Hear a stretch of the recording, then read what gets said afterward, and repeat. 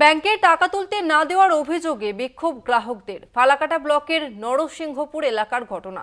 গ্রামীণ ব্যাংকের ধনিরামপুর শাখায় তালা লাগিয়ে বিক্ষোভ। ব্যাংকের ম্যানেজারকে তালা বন্ধ করে রাখার অভিযোগ। ব্যাংকে টাকা তুলতে না দেওয়ায় অভিযোগ গ্রাহকদের।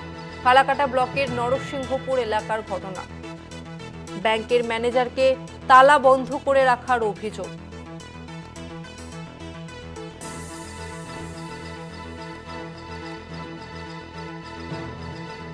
ব্যাংকে টাকা তুলতে না দেওয়ার অভিযোগে বিক্ষোভ গ্রাহকদের। ফালাকাটা ব্লকের নরসিংহপুর এলাকার ঘটনা। গ্রামীণ ব্যাংকের ধনিরামপুর শাখায় তালা লাগিয়ে বিক্ষোভ। ব্যাংকের ম্যানেজারকে তালা বন্ধ করে রাখার অভিযোগ উঠছে। এই মুহূর্তে আমাদের সঙ্গে ফোন লাইনে রয়েছে প্রতিনিধি অজয় শাহ। অজয়, ঠিক কি অভিযোগ? দেখো, ব্যাংকে টাকা তুলতে গিয়ে টাকা তুলতে দেওয়া হচ্ছে না, এই অভিযোগে উত্তেজনা ছড়িয়েছে আলিপুরদুয়ার জেলার ফালাকাটা ব্লকের ধনিরামপুর 1 নম্বর গ্রাম পঞ্চায়েতের নরসিংহপুর এলাকায়। একটি গ্রামীণ ব্যাংকে যে ধনিরামপুর শাখা রয়েছে সেখানে কিন্তু তালা লাগিয়ে বিক্ষোভ দেখিয়েছে ক্ষুব্ধ গ্রাহকরা।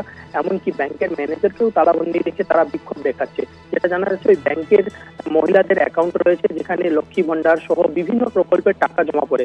অভিযোগ কিন্তু সেই ব্যাংক থেকে গ্রাহকদের খুবই সমস্যা হচ্ছে। যখনই টাকা তুলতে তারা যাচ্ছে, কখনো বলছে তাদের অ্যাকাউন্ট বন্ধ হয়ে গেছে, কখনো তাদেরকে টাকা দেওয়া হচ্ছে না, বারংবার তাদেরকে ঘোরানো হচ্ছে।